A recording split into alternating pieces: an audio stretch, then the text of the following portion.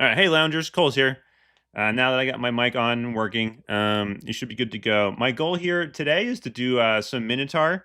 I unlocked the God account, so you can see here. This is the account that's been jailbroken and has been suspected of cheating, and it has every hero at max level with max skills, so it's a little bit ridiculous. Um, and then go from here and play Minotaur a bit, and then go over to my regular account and maybe play some Dragon's Tower and Boss Brawl on regular account. Yeah, sorry about that. I was testing my mic beforehand, and then I forgot to untest it. So pretty standard beginning to a Cole's live stream. So give Minotaur a shot here. I'm going to go over his forge and skills, do like a quick Minotaur rundown because I don't think anyone has really seen him yet, and then hop into my regular account and do some Dragon Tower and Boss Brawl over there. So the Minotaur is the guy that's unlocked in Dragon's Tower. You know what? Is Dragon's Tower even available here? Oh, it is. Okay, so I'm gonna run. I'll end up running Minotaur in Dragon's Tower. Difficulty 39 is going to be a little bit too easy for like a max level, max skill Minotaur, but it'll be cool to see what he looks like. So let me pull it up here. I was just running Boss Brawl with Shield Warden for fun right before the stream started, so I'll show you the scores there too. But let's scroll on down to Minotaur. So the guys, this is the jailbroken account.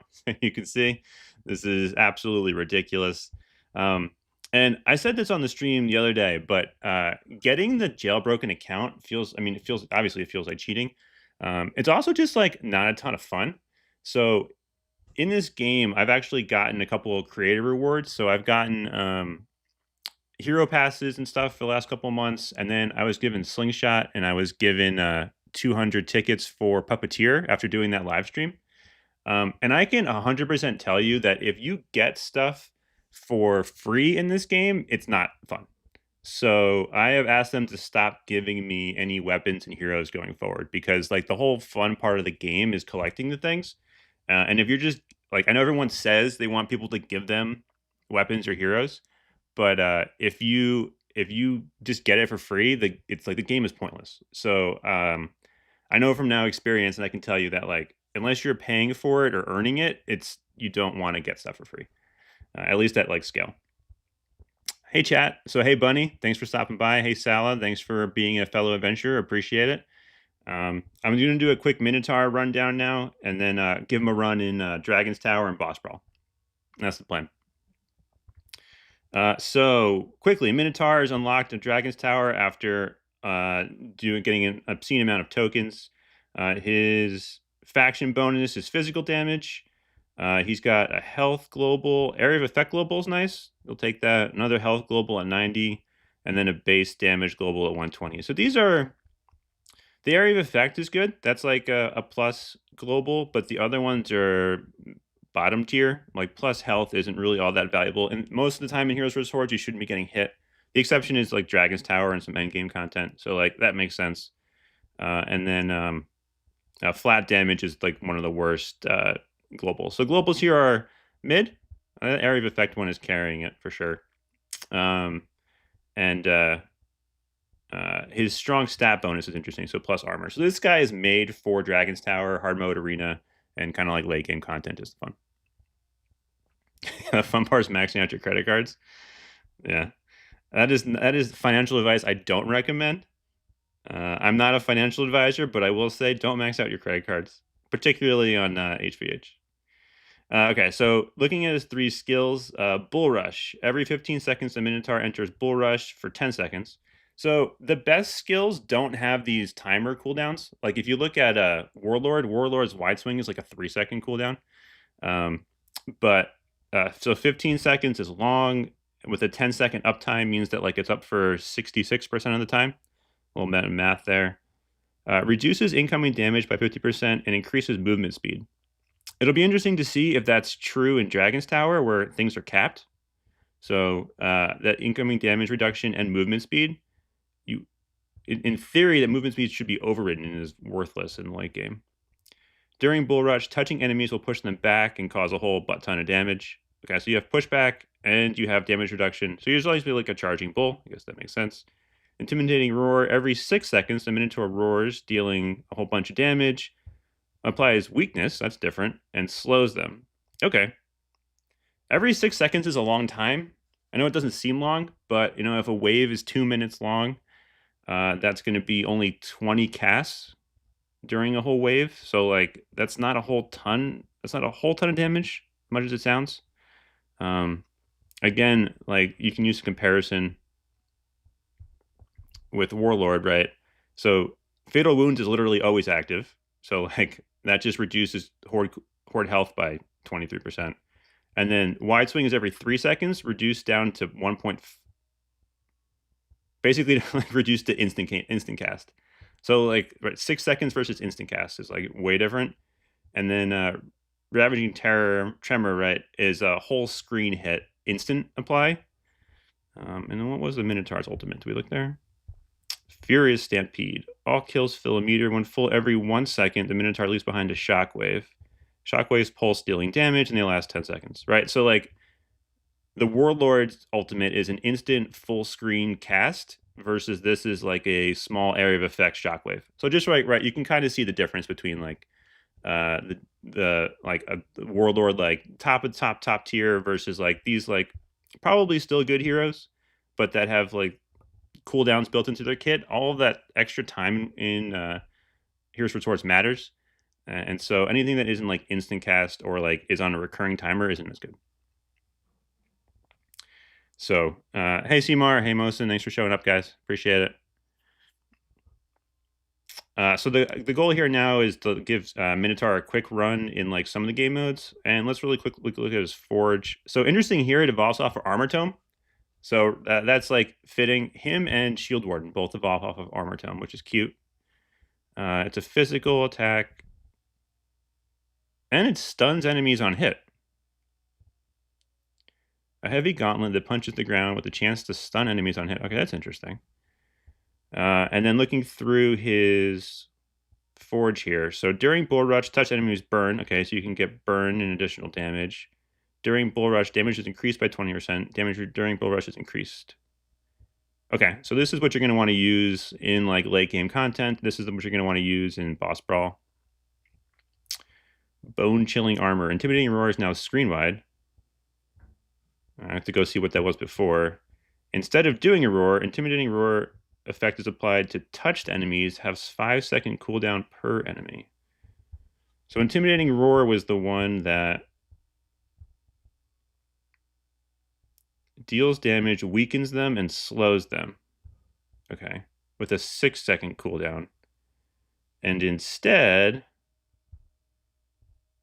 this is a 5-second cooldown when touched. That seems not great. I would probably just go with this. Though, like, right, if it was reduced down to like 3 seconds or 2 seconds, sure. But a 1 second reduction doesn't seem awesome versus screen wide. Whereas before it doesn't tell you how big it is.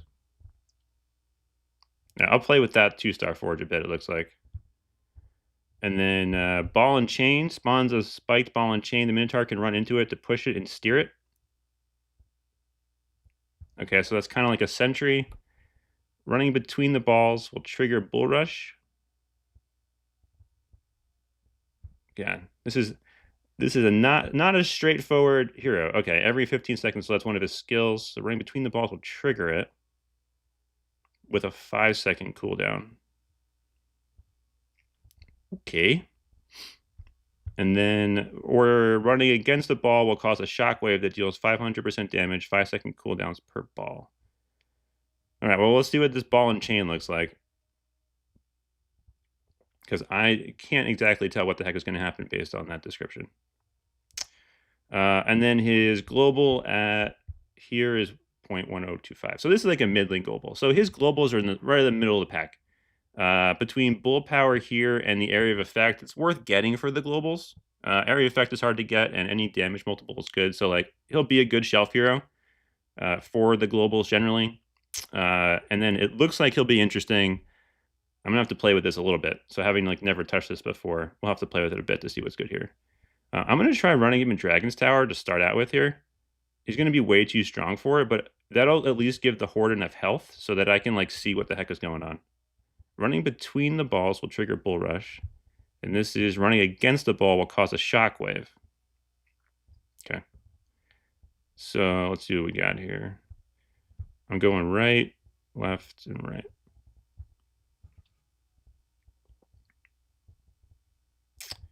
Equipment. So generally for something like Dragon's Tower, I'm running a combination of wizard gear and damage gear. So something like you don't get starting upgrades, so we don't need that.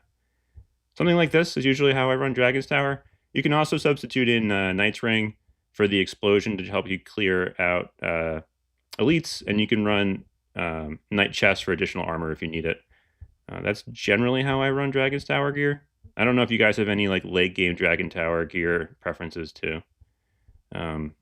This guy's got 100% crit. This count is so stupid. Like, just so silly. So he's got 100% crit. Usually for the faction camp, which is like something to actually think about, I run double armor with crit. This is basically how I run it. He's got pushback in his kit, so I'm going to run pushback. This is something how I would typically run for Dragon's Tower, just for like any hero.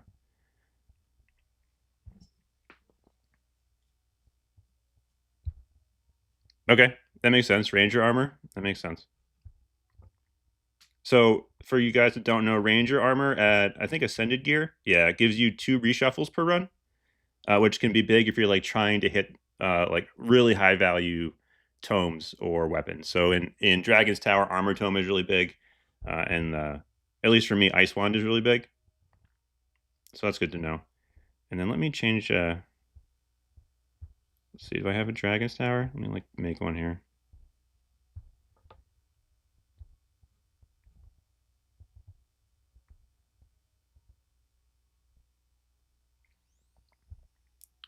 What's he running? He's running 72% armor. So you only need like, so Armor Tome will get you to the cap. 100% crit. He's got too much cooldown. Do I have any cooldown jewels here? Do. So I can take these out and run like evasion probably. No, I gotta get rid of a weakness. Whee. This is so silly. What's the point in having 21 weakness jewels? That's so goofy. Cooldown, I can replace ultimate duration and ultimate charge. So it looks good. Projectile P, weakness, crit. These are a bunch of damage. I probably don't need damage here. I could probably go something like evasion. Evasion's really gimped in Dragon's Tower, but better than nothing. I think explosion's worth taking. Something like this would be like a pretty decent setup. I mean, he's got way too much damage, so like you want to run cooldown till 40. An area of effect might be pretty good. Hey, Lena, thanks for stopping by. I appreciate it.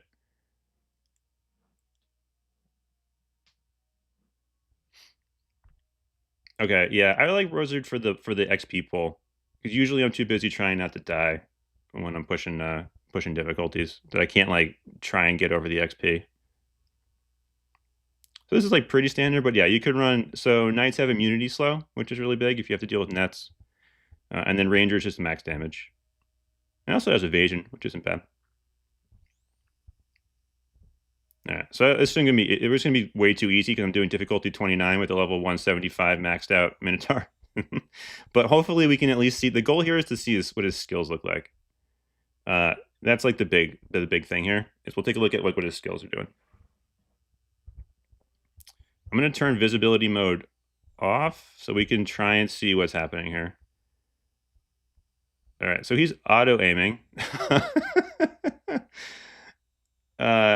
I think whatever his first skill was, just okay. So this is Bull Rush, yeah, because he doesn't have. No, that was its ultimate.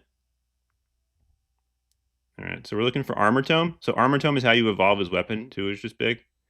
Okay, so this is his Shockwave. So that thing coming out his butt, he's pooping out his Shockwave here. All right, and then Bull Rush is the thing that's coming out of his butt, but you have to move around in order to activate it. What do I want? Like Ice Wand would be good. I'll do Bulwark, just to make it all look complete. All right, so we got the Shockwave coming out of his butt, and then In the top left, what is this? Okay, so if that's the ball and chain, which if I run into sends out a shockwave every second. Okay, I don't want to run into that thing though because it's like in the middle of the fire. So that's just like hanging out.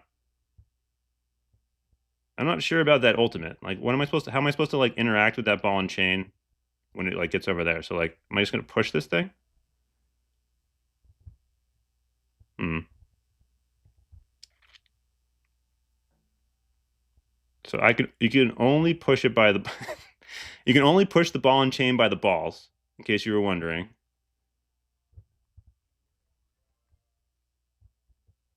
And it moves like Sentry. Like it's definitely slowing me down relative to what it would be. Okay, so now I have the timer in the top left. Is that Shockwave or Stampede? Oh my gosh. This hero.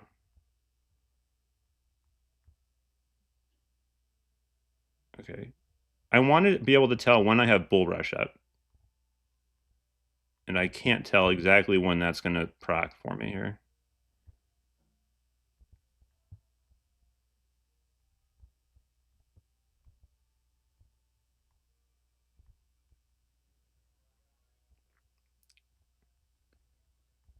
I'm pretty sure that timer up there right now, that 5-second timer, is corresponding to my ultimate, right? That's going to run out when the white bar runs out. No, that's the ultimate timer, right?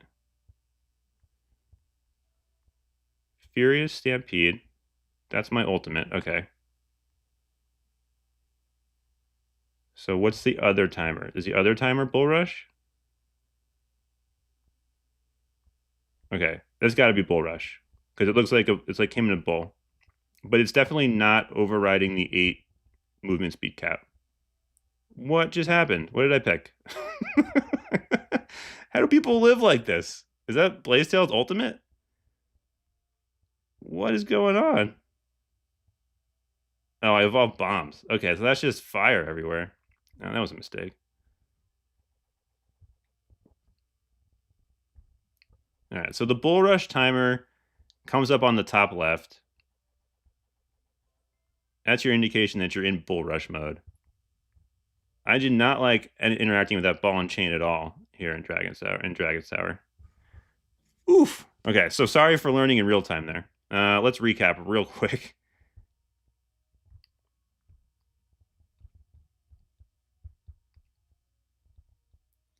All right, where's our boy?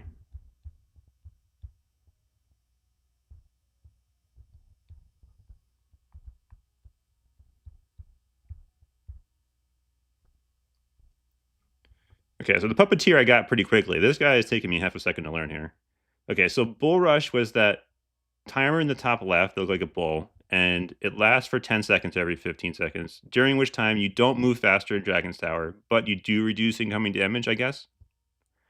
And if you touch them, you'd push them back, but you don't want to get hit in Dragon's Tower, so that's basically worthless. Every 6 seconds of Minotaur's roars, dealing just a whole bunch of damage and weakening enemies. Okay. I don't know if I saw the visualization for Intimidating Roar, but Bull Rush, I get the impression, is actually kind of crap in Dragon's Tower. Because it will reduce the incoming damage, but you're not getting the movement speed, and touching enemies will still damage you. So you ideally don't want to proc it unless you have a shield. So maybe we can play with that. And then every 6 seconds, the Minotaur roars. Okay. And then Furious Stampede was pretty straightforward. That was just him pooping out fire. Okay, so I got that. So then if you look at his collection here, let's see what we got. Okay, and then let's see if chat can help me with any of this stuff. So the ball and chain, the ball and chain damages enemies on contact. That felt real bad. So that ball and chain was not big enough to be doing much of anything. So you're gonna have to like try and steer it as you run around. The ball and chain felt real bad, as my first impression. Running against the ball will cause a shockwave that deals 500% damage. Okay, so that's probably what I'm gonna want to do, because I don't want to trigger Bull Rush. Okay, so if I need to do extra damage, I can run into a ball that will cause a shockwave that deals additional damage. Okay, that makes sense now. I don't want to touch enemies, so I still want Bone Chilling Roar. And then Bull Rush damage is increased. This is probably a waste. So interesting. So like in Dragon's Tower, half of his kit kind of goes to waste because you don't want to get touched. It's way better for Nightmare mode or Hard mode Arena. But here, I mean, even in those two modes, you still don't want to get touched all that much. You don't want the Horde touching you. But here, it's a little bit wasted. And that ball and chain felt really bad. So let me try and play with that a little more in this next level. And then weapons, so I can actually like think about this. I've never had these weapons forged before. 5-star Bulwark has a shield. Charged Bulwark hits generated 5% shield. So we can get a shield from Charged Bulwark. And then the other one is Smoke Bomb. So let me change my collection up here.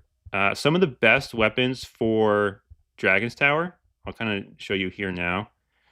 Since I have all of them for the first time ever, which is pretty cool. The best things for Dragon's Tower are weapons that keep the Horde off of you. So one of the best ones by far is Scrap Hammer. And in particular, the 5-star Scrap Hammer gives you 2 of them, which is like massively important. Ice Wand is really strong. Borer is really strong. Slingshot is really strong. Borer has a slow built into it at 4 and 5 stars, which is big. So does Slingshot. Slingshot has, I think, a stun and a slow.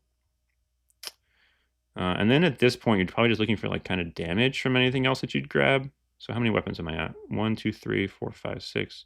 Snow Globe, I've found to been fantastic. So at my level, Snow Globe has been awesome. It adds a slow, potential freeze, and just does a whole ton of damage. So I've had a lot of success with Snow Globe the last couple weeks. Only at a 3-star forge. I'm going to take Lotus is a generally strong weapon. Cow's Whistle is really good for damage in Dragon's Tower because it runs on its own cooldown system. So that's good to know. And Dragon's Tower has a 40% CD cap. And then, I don't know, what else do I want to grab? I need like one more weapon. Lantern's hard to... I'll grab Candy Cane for the fun of it. So... Yeah, Lena, I could use Speed Boost on this account, and if you don't mind putting like 20,000 gems on it or something, it would be helpful. I'm using gems to like purposely change my weapons in Boss Brawl, so it's kind of silly, but yeah, Speed Boost would be nice, and like just like a million gems would be nice. Not like life or death, but it would help.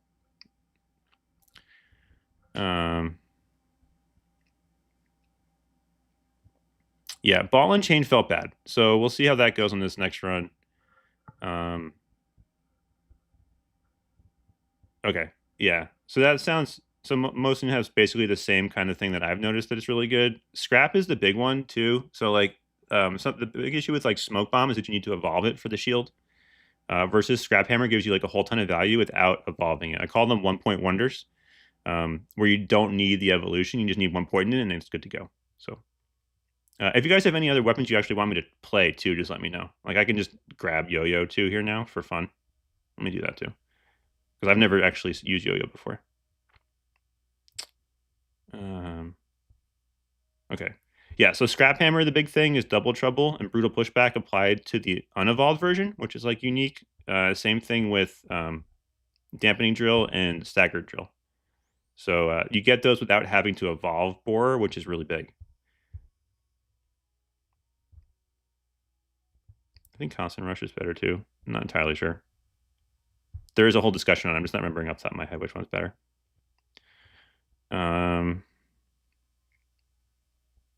Okay, cool. So let's give this a second chance. And what do we learn? So if you run into I can run into a ball when I need additional damage. I can run into a ball when I need additional damage. Bull Rush is wasted because I don't want to get hit. And I want to get weapons that evolve with shields so that I could, in theory, use Bull Rush a little bit more. I think that's what I learned. Okay.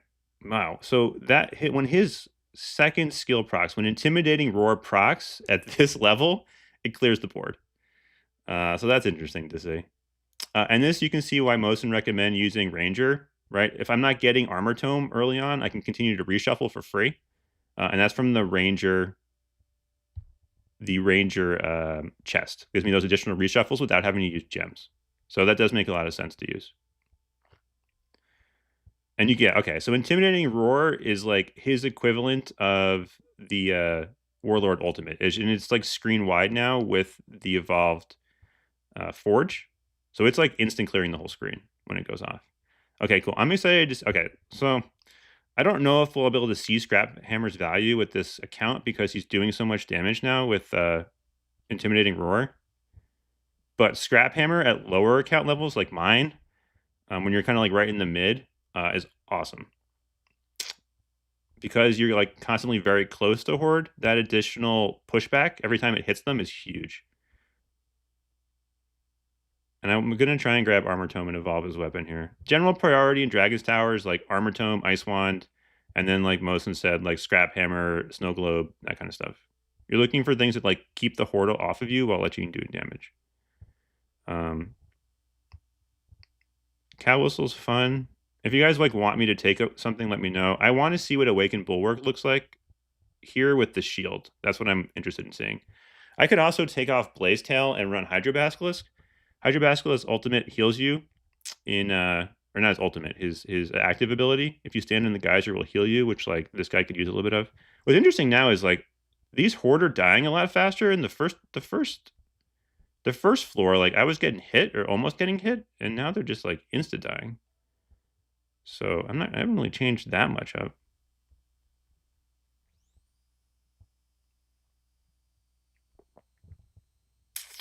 I guess we're not grabbing Armor Tome. I do want to see what I've never had 5-star Smoke Bomb.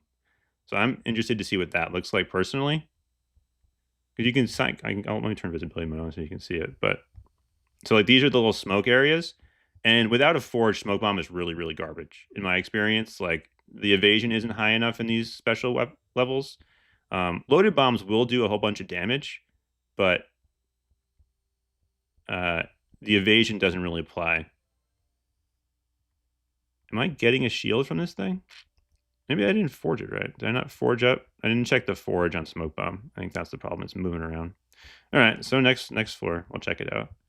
And we can also see what the shield is from Awakened Bulwark if I don't clear this stage too quickly. Because that's something else I wanted to see. All right, so in theory, this shields you every 5 seconds, assuming Bulwark hits something. Okay, yeah, it's growing. My shield is small. I have a very small shield, but it's growing. It's a grower, not a shower. It's actually growing pretty quickly. Okay. Yeah, so I can see 5-star Forge Bulwark being really strong here, because that shield is just organically growing faster without any big issue.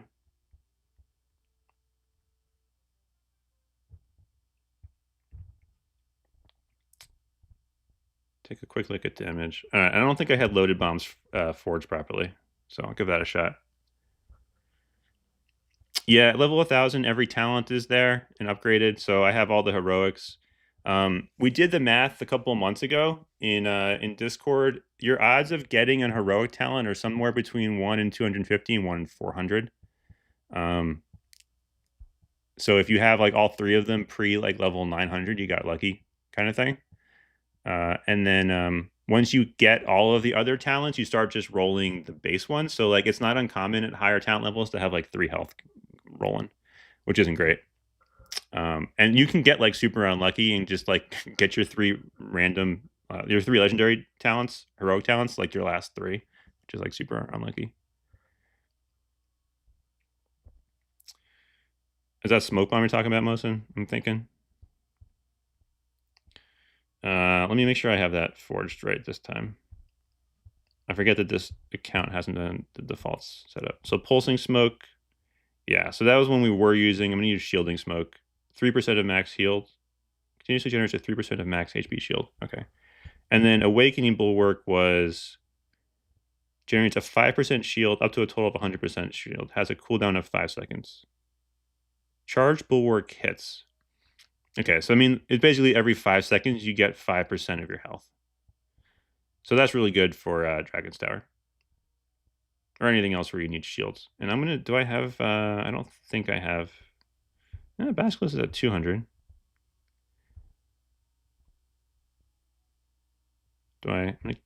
sacrifice this dude. And I'll push him up to 3. Do I have any? Okay, we have a fair bit of resources. We have 109,000 neutral stones and 10,000 water stones. So yeah, I think we can evolve him. At least get him up to 300 for now. I'll evolve him later. But I'll run that just for the geyser right now. So you guys can like get a sense of that. And I definitely don't need him here. So let's do like Blaisdell. Yeah, these pets are goofy too. All the legendaries at 500. Are they all 4-star? They're all max too. Someone put the effort into put in the extra little 5th evolution there. Solid. That's probably never actually worth unless you're like super late game. Let's see. So this one's gonna have 1500 horde. I'm actually gonna have to like move around a little bit, but see how it goes.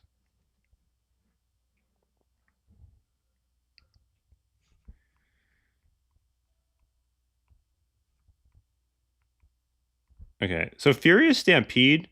In order to get that, once that's proccing, I would usually take Scrap Hammer there, but I'm gonna greed for Smoke Bomb, just because I want to see what it looks like. When you have Furious Stampede, I think what you want to do is just like make small movements in a circle. Small learning. I'm gonna take Scrap Hammer so I don't take damage. So you can see Scrap Hammer actually here doing work, where it's gonna be knocking back some of the horde. But when you have Furious Stampede, move around in circles. So like this will at least let it do potentially some damage versus no damage. And nice, we'll be able to see what the ball and chain do. For kamikaze bugs, I have found that you actually kind of like want to run towards them before you start running away. That'll give you like a little bit more time to like choose how you react. And this is standing in the geyser. You can see it's going to start healing me a little bit. That was crap. I was moving.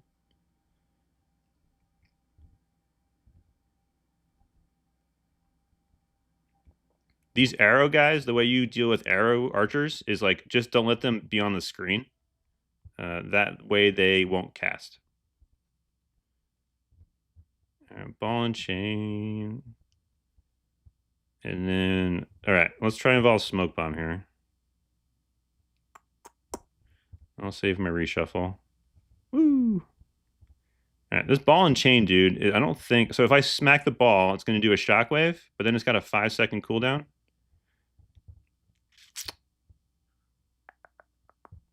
Am I going to be able to grab Duration Tome? So this is the problem with something like Smoke Bomb, is that like I'm not getting Duration Tome here, so I just can't evolve it. Whereas Slingshot is whereas Scrap Hammer is like super valuable without that evolution.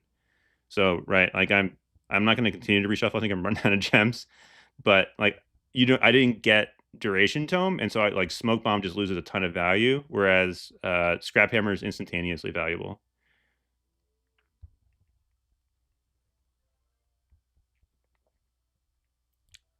All right, and so I'm pretty sure that plus sign next to the ball and chain means that if I hit it, no, it does not mean that. I thought maybe that was signaling that like my cooldown was active for the explosion, but it's not. I'm not sure about this ball and chain, guys. That feels like totally worthless, honestly.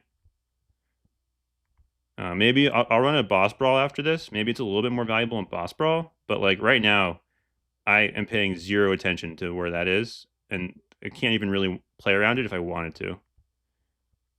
So I don't know how I feel about that one.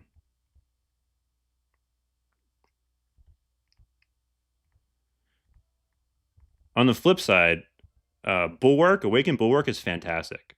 Like it's really cool at this 5-star at the 5-star forge, but unevolved at the not unevolved, but at no forge for me, it's my highest damage weapon in boss brawl. It beats out a 5-star boar for boss brawl damage. So can I get Duration Tome here? No? All right, grabbed it. And I'm probably not going to have enough time to evolve Smoke Bomb anyway. But Awakened Bulwark is awesome. It's a really cool weapon. At 0-star forge, it does a ton of damage in boss brawl, and it looks like a 5-star forge here. And right, we're running into a little bit of the problem where like things are hard to evolve in Dragon's Tower. but it would be, I think, at a 5-star level, great for Dragon's Tower with that shield, based on the previous level. So that's my quick 2 runs with Minotaur here on Dragon's Tower, and I'll bring him into Boss Brawl. See how he does there. For Boss Brawl, what I've been doing is running just no death runs, so you can get a sense of how much damage they do. Ignore those first two. So like Bunny did 2.2 trillion damage without dying. Druid did 6.1 trillion without dying. The second Puppeteer one, I think both of them, I accidentally died in the second one, but like 1 point, like you take away the multiples, like point, it was like 600 billion. That Warlord. So the Warlord is with a 1.5 multiple, so he did like 2.7.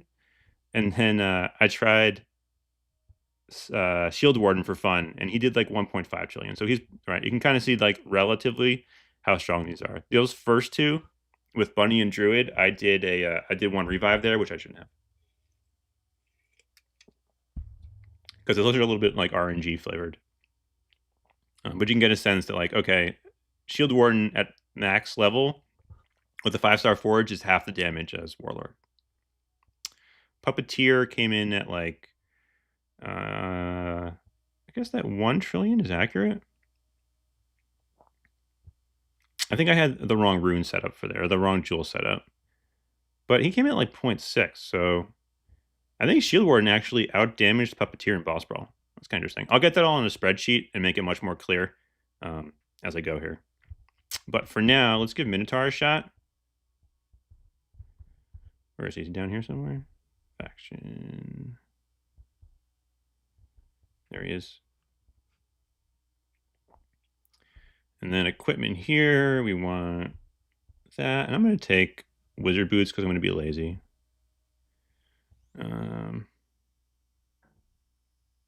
Crits 100, cooldowns 47, so let's change his jewels up. We don't need ultimate duration and ultimate charge in Boss Brawl because he doesn't really get to use them. So those will turn to cooldown. We need like 2 more cooldown spots. We don't need weakness.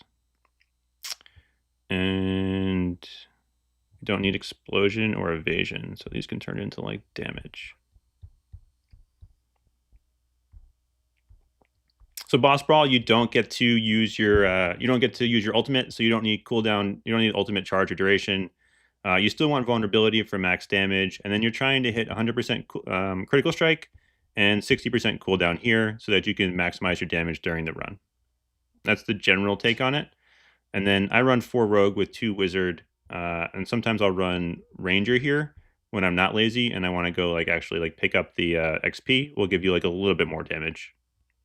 And right, I could change out some of the jewels then because this has cooldown for something else. But for now, we'll do this run.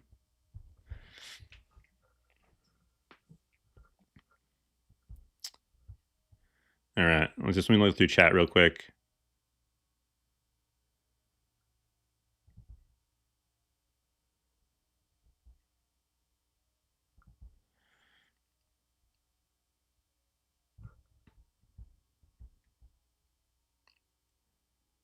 Open mail?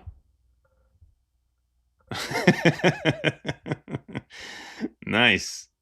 I got literally 1 million gems. I'm telling you guys, right? Like getting this stuff for free is so goofy. Like, I mean, this is obviously ridiculous, but when you get weapons and stuff for free, it's not fun. So I recommend this one's like over the top, but everyone that thinks that they want to get weapons for free or heroes for free, you want to earn them. I'm telling you 100% you want to earn them. But now I have 1 million gems. How much does that cost?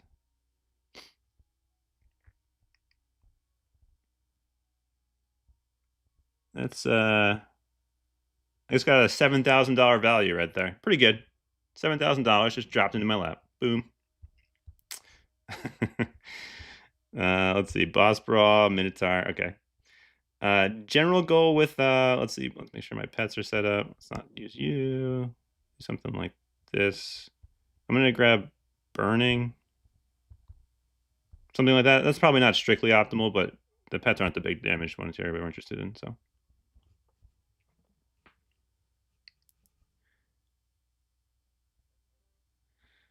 Okay.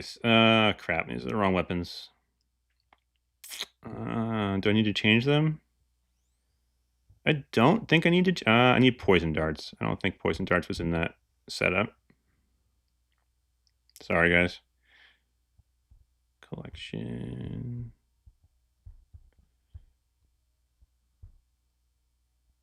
Poison darts.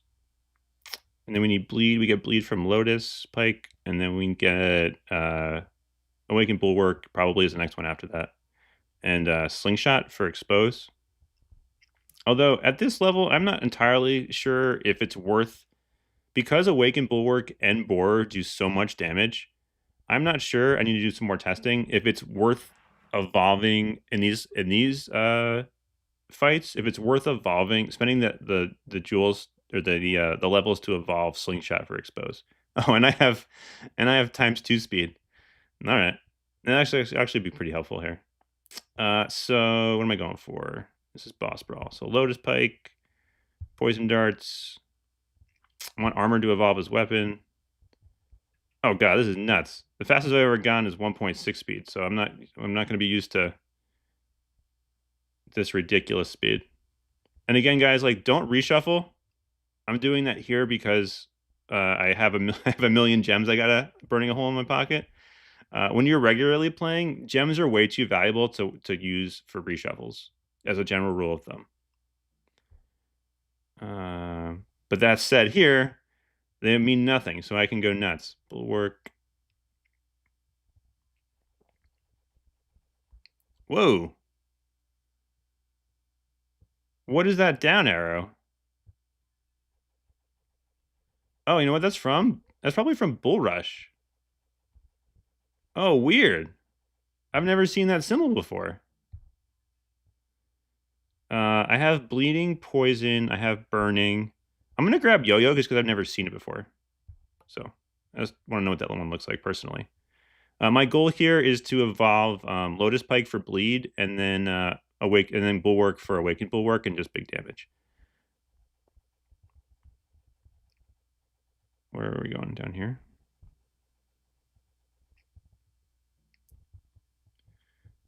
The one that I'm missing here would be XP Tome. So that'll round down my build with Experience Tome. I could, since I have a million infinite gems, I could greed for it, but I'm going to try and play this maybe somewhat realistically. Also, I don't know how people play with visibility mode off. Like, I can't see anything.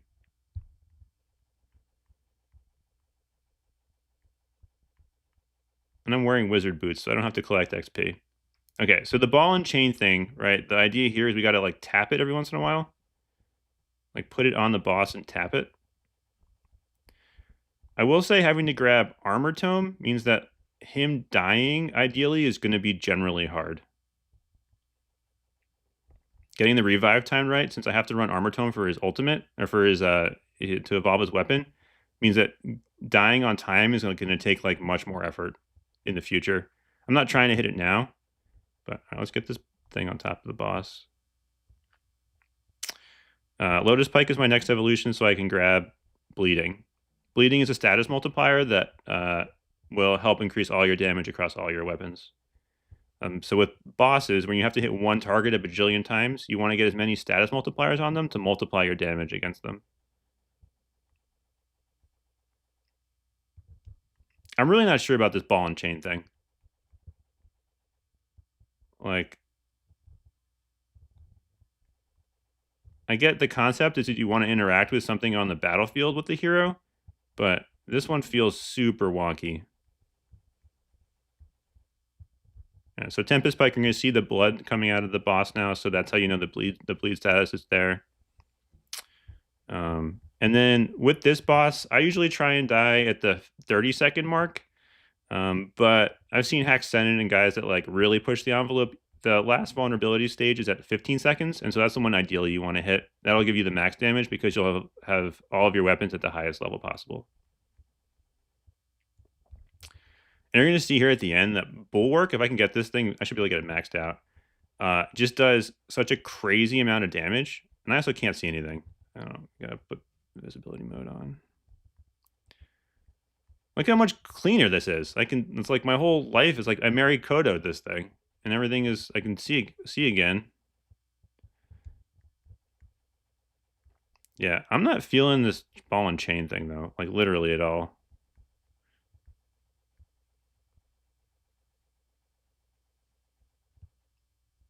Right. So if I want to die at 30 seconds, I'm gonna have to like pay attention a lot right now, trying to get myself down. I also should have taken the bulwark one that doesn't shield me and does additional damage at 5 stars. I just realized, but that's fine.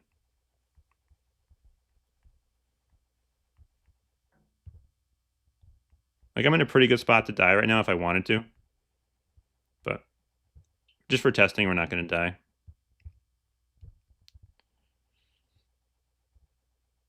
With bulwark, you want to stand on top of the boss. That lets like all three of the bulwark little shield guys like hit him at the same time. And during this testing, generally what I'm looking for is just ideally that his main weapon is going to do more damage than bulwark. Like that's a really good indication that his like the forge is worth it for boss brawl. The main weapon has got to be doing more damage than bulwark. If it's not, then there's no point in like really getting a 5-star forge, at least for boss brawl at all. Right. So like here, his balls and chain is the third highest DPS weapon, which is like really bad. So as a boss, this is not a boss brawl hero, basically. What is that? What that tells you? Because that's what is that? 1/8, 1/7 of awakened bulwark's damage. That's really bad. Right. It was the first one we evolved, and it like performed really poorly. So ball and chain, and I think Minotaur generally is not obviously not a boss brawl hero. His whole kit's more about defense. So it's not a hero you want to like run in boss brawl. And that ball and chain, man, it feels real wonky. So let me at least screenshot this for my records. But definitely not a hero you'd want to bring into boss brawl intentionally. Right. And his Dragon's Tower felt really bad because a lot of his skills are based around being hit. So you're gonna need some like other source of shield to allow him to get hit to like take advantage of his skills. And there's no way to turn his skills off, right? Like it's not. So the really cool thing about Shield Warden is you can disable the shield for extra damage, which is like a really cool concept. Here, it's more just like I should have turned this on. That would have increased his damage during Bull Rush. They deal burning. Instead of doing a roar, intimidating roar effect is applied to touched enemies and has a 5-second cooldown per emanating. Let me try this. See, I would have thought this would have been strong, but I don't know. It just didn't look. It did not feel strong. Let me try this setup real quick, and I'll try and do like a really quick second run through. And then for awakened bulwark, I need this. I also don't need burning. That means. Okay, so then my pet side, I have burning in 2 spots, so I don't need this guy. I can run like that. All right, so maybe that first one wasn't like a total indication of his damage. Let me try this again.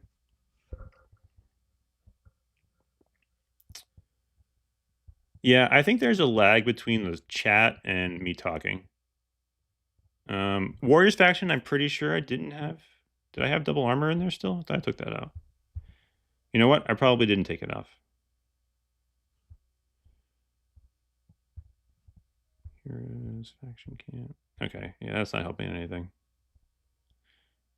All right, let's give this guy a second chance. I spoke too soon. Let's go boss brawl this boss.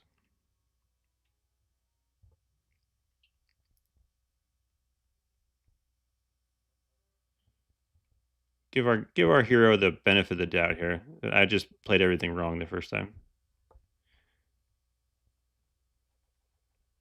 Okay, so his weapon is burning. That's nice. At this point, I'm not going to grab. I'm going to try and grab Boar and Bulwark is my plan here. Cooldown. We don't need crit. We do need Lotus Pike. I could grab movement speed tome here, like if I wasn't going to reshuffle, but I'm going to reshuffle.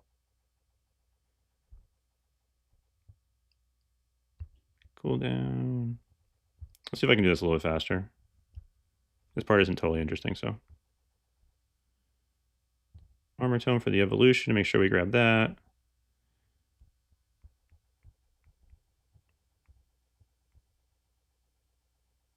Just want to make sure I don't die needlessly is my one concern here by standing directly on top of him the whole time.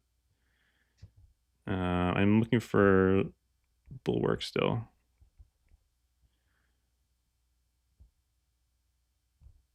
Did I not push that last time? It must have been damage. All right, sweet. And then XP tome is the other one. Getting XP tome, if you can, before the 2-minute mark is big. It'll give you the most time to like take advantage of the XP. Which I am. This is why, again, guys, why you don't reshuffle. It's just nothing good happens. Ball and chain. XP? No? Okay. So I got to push this thing over here. Get that on his face. Set the ball and chain directly. Set the balls directly on his face. And then just chill a bit here. Okay, Lotus Pike, sweet.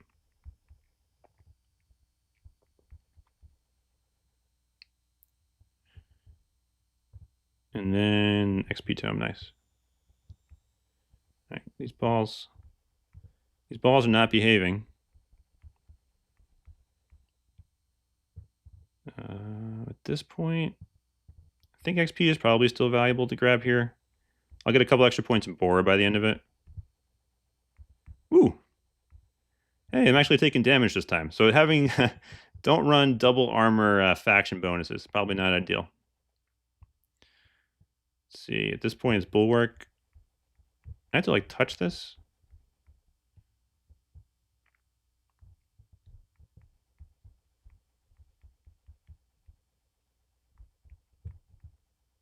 I'm going to slow this down once I get the minute mark so that I don't mess anything up at the end here. It was fun doing this with Shield Warden. Shield Warden, I literally just sat on the boss the whole time and didn't die. So that's always fun. And you're trying to like get the value of Retribution from Shield Warden as best you can.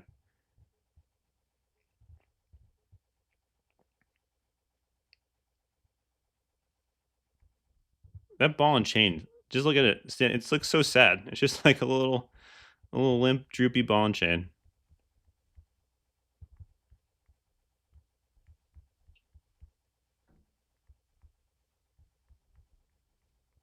So like right now, ideally I would die if I was trying to max my DPS. I probably should have grabbed like Duplicator Tome there just for the extra damage.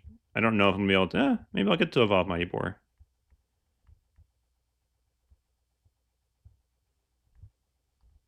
It's gonna be close. See if I get it now. Nope.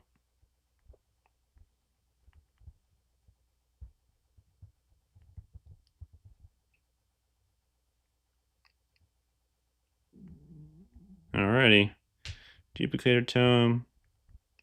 Okay, I think this run was a little bit better. I still don't see Ball and Chain being like world breaking here. Yeah. So balls and I mean look at that. Look at Awakened Bulwark's damage. That was with the proper forging. That's awesome. I mean that's okay. Spiky Boar's just at the end, but let me take a look at this and I can look at the previous snapshot of it too.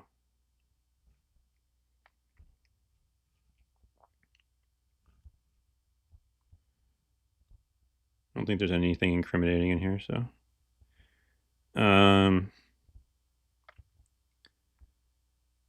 Okay, it's actually lower this time. Lower DPS, slightly higher damage. Okay, I must just evolved it sooner, probably. Balls and Chain did... Oh, wait, now this is not adjusted. Okay, so the damage is way up. Okay, because this is 1.5 times. Calculator... So this did 4.2 divided by 1.5. So this is 2.8 billion DPS with the wrong forge setup. And it was 3.8 with the right forge setup.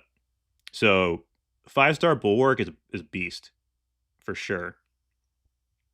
That's really, really cool to see. So 5-star Bulwark is like just a ton of damage in Boss Brawl. Very, very cool. Balls and Chain, I did fix it.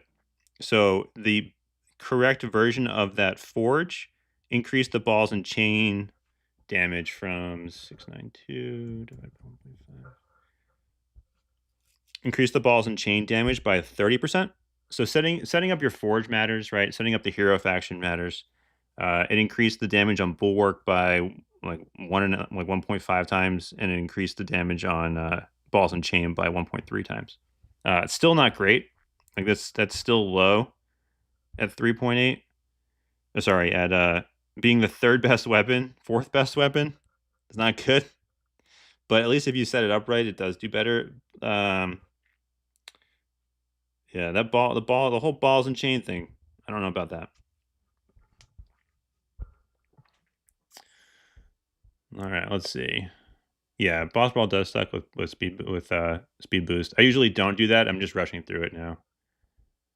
Oh yeah, I could have activated the pet ult. I'm not really interested in like that. It's more just the main weapon damage. Yes, you stand on top of the boss for bulwark, and when you are when you stand on the boss, oh sorry, yeah. So when you revive when you revive, you can stand on the middle of the boss, and then all three of the bulwark will hit him, and you have the shield from the revive, so you can like really stand in the middle of the boss.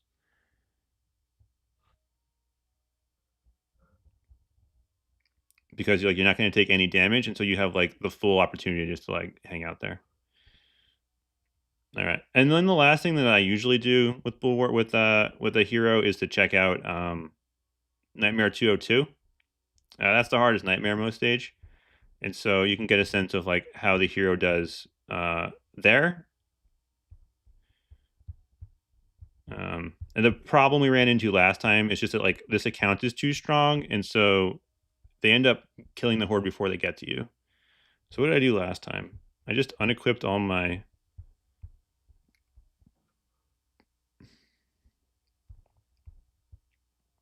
If I run it like this, it's at least like challenging, I think. I have to like at least try. Because otherwise, right now, this account is so strong that the horde just die before they get on the screen, and like there's nothing to show you in terms of like how the hero could even perform in the game mode. So let me put in some weaker jewels here. I'll just run regen.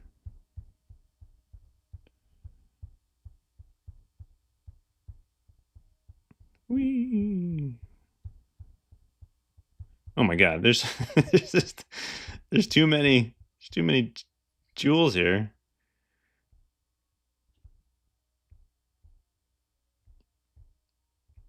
All right, and then we'll give this a shot. Let's see what the hero details, this guy. And so now I think starting aid might actually be, we're not going to evolve it, so it's not really going to matter.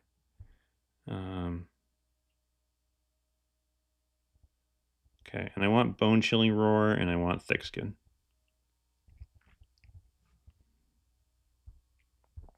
In theory, ideally what I'm looking for here basically is that like that he can tank through getting hit. That's the big thing. So the reason why I really like Werebeast when you don't have a maxed out account is that Werebeast can take getting hit by horde all the time in nightmare mode and like just heal through it. So like that's the really nice thing. It's like you're still gonna get hit, but you won't die because you can heal through it. And so with Minotaur here, it's gonna be like, can you get hit but just shrug it off? Like, is the damage like really not gonna stick? So we'll see how it goes. Try Candy Cane. I can bring Candy Cane out. Do I have it selected now? I'm not sure if I have it selected. The big thing you want in Nightmare mode is Ice Wand, and then ideally you want it like anything else with like Disruption. So we're looking for like Scrap Hammer. Armor Tome is really big. Snow Globe is good. Snow Globe, the area of effect usually isn't big enough for this game mode. So I'll see if I can run this at 1.5 speed. Yeah, like unfortunately he's killing stuff, which isn't exactly what I wanted to do here, but it is what it is. I'll grab Candy Cane if it shows up. I don't know if I still have it selected. Candy Cane is not good. It's basically like Scrap Hammer, but with only one Scrap Hammer. So it's like the unevolved scrap hammer, but all the time.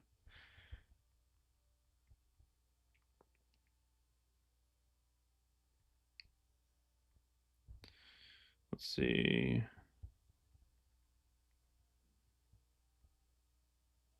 Yeah, unfortunately, at least this first part, nothing's hitting me. So let's go make it go a little faster. 2 points in Ice Wand is actually huge. The second point in Ice Wand gives you a half a second cooldown reduction, which is really, really big. I know it seems kind of silly, but when in Nightmare mode, when you're struggling for like any kind of cooldown reduction, that matters a lot. Okay, let's go 1.5 maybe. Armor tone max is big. And I was talking about this last time. The reason why 202 is hard is because you don't get any experience. So only coming out at like level 9 or 11 by the end of the first wave means you just really don't have the opportunity to like level anything up. And so you're really pushing for like armor tome or and like ice wand as best you can. And then kind of just like dealing with what you get otherwise.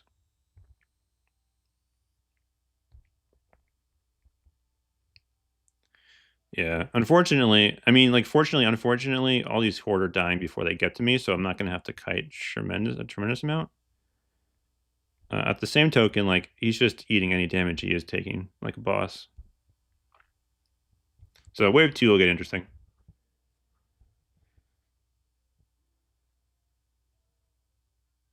You guys don't hear the in-game sound, right? That's not coming through? I had that on the other setup, but I had to change my, like, adapter here, and I don't think the sound from the game is coming through to the live stream itself. Which was, like, something I liked a little bit about the other setup. Yeah, man, these things are just dying too quick. Let's see if I can, like, get Bull Rush to do anything. Okay, like, I don't have armor in my faction camp setup now.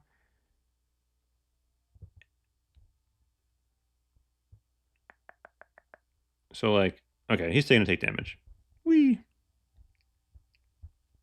Alright, so he is definitely taking damage. You can see the shockwave coming out of him now. Wow. That just, like, it ate up those flocks of seagulls, whatever these things are. Bats, mosquitoes. His, whatever damage I have now, just, it was like an insecticide. It just, like, swallowed all those up. Hex kiting is when you do this movement. So you move up and down slightly diagonally, and that'll keep the horde from spawning from the left side of the map. Again, he's doing too much damage. And the reason why this chapter is so hard normally is that the turtles are so hard to clear, and they're so big that eventually they just overtake you. And you combine that with the fact that you do get those like flocks of seagulls running in your face and no experience was what made this chapter so hard. Or what makes it so hard. All right, I'm going to get a ball and chain at the end of the day here. So that way I can activate Bull Rush more often. By running through the ball and chain, I get Bull Rush. But again, like I'm going to be, in theory, you're going to be paying attention to so many other little things here that you're not going to have the time to like focus on running through this.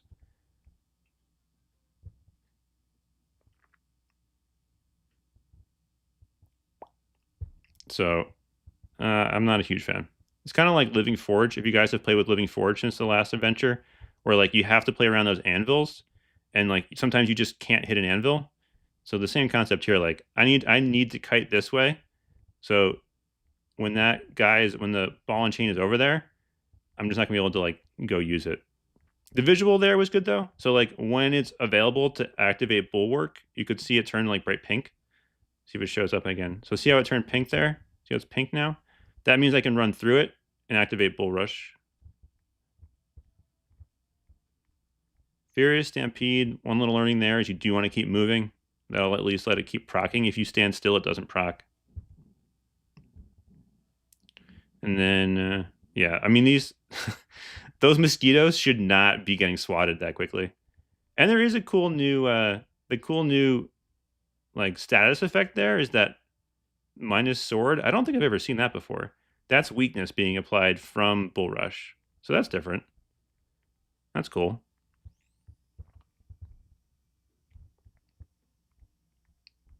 Scrap Hammer's a beast.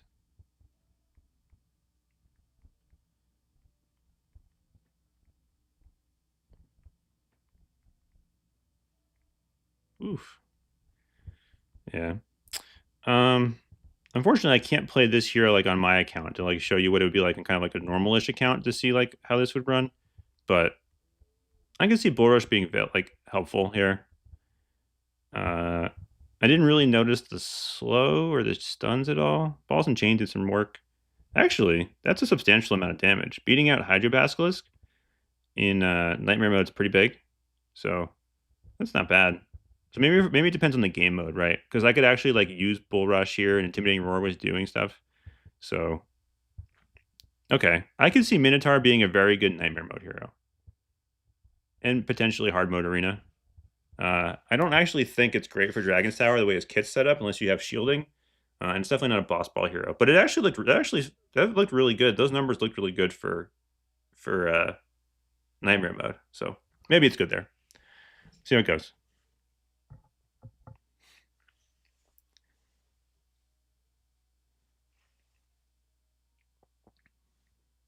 Okay, no in-game sound. That's fine. Yeah, those are technically mosquitoes. I call them. I think in one of the first times they occur in like early Nightmare mode, they were seagulls, so they look like them to me. And so I've always called them flocks of seagulls, just from like when I started doing commentary almost a year ago. I recorded my first like one. If I was like, if I'm ever actually gonna like do this video thing, let me try it out. And I called them flocks of seagulls, so I never dropped it. It's just a Colesism, I guess, at this point. So there's Minotaur. So my personal recommendation for Dragon's Tower, if you are trying to get the rewards from the exchange here, stop at Bulwark and get that first 100%. Unforged, it's your best weapon for boss brawl, and it seems like just a very good, strong weapon all around. So 100%, I'd recommend stopping at Bulwark. And then up to you. Then the next option would be like to save for Minotaur, just to like unlock the hero. Or you could start buying Bulwark tokens would be my other thought here. I don't remember how much the Minotaur costs off the top of my head. And you get, how many tokens do you get a week? So at higher difficulties, you get 2,000 a week. So you can grab 250 a week. You need 8,500. So roughly 40 weeks. 40 weeks. Ballpark, 30, maybe somewhere a little less, 30, 35 weeks. You can move Bulwark up to 5-star Forge. That 5-star Forge does look pretty sweet. I could see you, if you don't want to wait that long, putting supers into it. If you're trying to maximize your boss brawl score. But at the same token, like, it's just going to be here whether or not you want to invest all of those into Bulwark versus like grabbing Minotaur. So I would not be in a rush to get Minotaur personally. I feel like there are other heroes that are stronger for other game modes individually. He would be a good Nightmare mode hero, but if you're doing like late stage Dragon's Tower, like you've already cleared most of Nightmare mode anyway. So I wouldn't feel in a rush to get Minotaur. That Ball and Chain felt super wonky to me. And his globals are mid tier, so decent shelf hero, but not super top tier. So that's my first take. I had honestly never done anything with Minotaur before, as you could tell by me trying to figure out how he worked in real time. So I think he's compared to something like playing Puppeteer for the first time the other day. I much enjoyed playing Puppeteer than Minotaur. Like in terms of like the actual gameplay too, that was much more enjoyable. So all in all, I'd say Minotaur is going to be like a mid-range hero here. Like he definitely has strengths, but his gameplay feels more like somebody like Glacial Sentinel or Living Forge, where you have to interact too much with the environment, and the reward for that interaction doesn't feel great.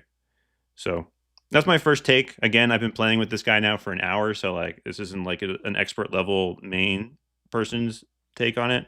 But relative to the other heroes I've been playing recently, this one doesn't seem quite as fun. So my advice for Dragon's Tower then is like put your tokens into Bulwark, and you'll see like a much quicker, more fun return.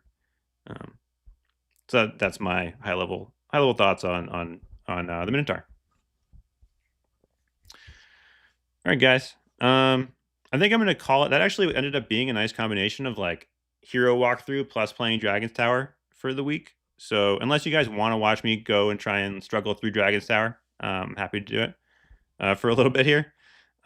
He's part of the Warriors Guild faction camp, which is good for late game because you get the double armor buffs. I will say maybe I'll do this next week. The Shield Warden Forge is awesome. Like that one is really, really cool design because you can basically sacrifice his shield for way more damage, which makes for like a fun thought. I'm telling you, Anthony, you don't want 100,000 gems. If you got 100,000 gems, the game is not fun anymore. Again, if you're given them, if you bought them, then the game is still fun. Like spending money is a way of earning things in the game. So like all the power to you. But if Lena gave you 100,000 gems, you'd be bored in a day. I can almost promise you. Because like the part that makes all these heroes valuable is the fact that they're hard to get. And so if you get them for free, they're not valuable. That sounds kind of silly, but that's how it works. So that's been my realization the last month or so. Okay, guys. So I appreciate everyone stopping by. Thanks to Mosin for the advice in the chat. Samar, thanks for stopping by. Appreciate it. The Samar video comes out on Sunday. Everybody stay tuned for that. It's going to be a lot of fun. Samar's a character, really good guy. Has a bunch of really funny comments throughout the whole video. So it's fun to listen to. It was fun to talk to him. I'm going to try and get some more personalities from Discord in interviews. It seems like that's been like, I can say that the after doing the live stream the other day, the chat in Discord was awesome, and everyone was like super into it and just felt more alive for the first time in a while. So that was a lot of fun. So we can get more of that going too. Yeah, it was a really good time. Okay, so I'm Coles. Please feel free to like and subscribe. Commenting on the video helps a lot. I'm learning in the algorithm, so any engagement helps a lot. You can sign up for my Patreon. If you sign up for Patreon, you can become an executive producer. The executive producers of this video include Cake Invictus, Riverwind, The Wubba, Krabs, Charlos, Jason, Lady Ikeka. God, I gotta practice before I get on the live stream. Paradox, Clinton, Bunny. Anybody else? Talanasti, Ark. I think that's it.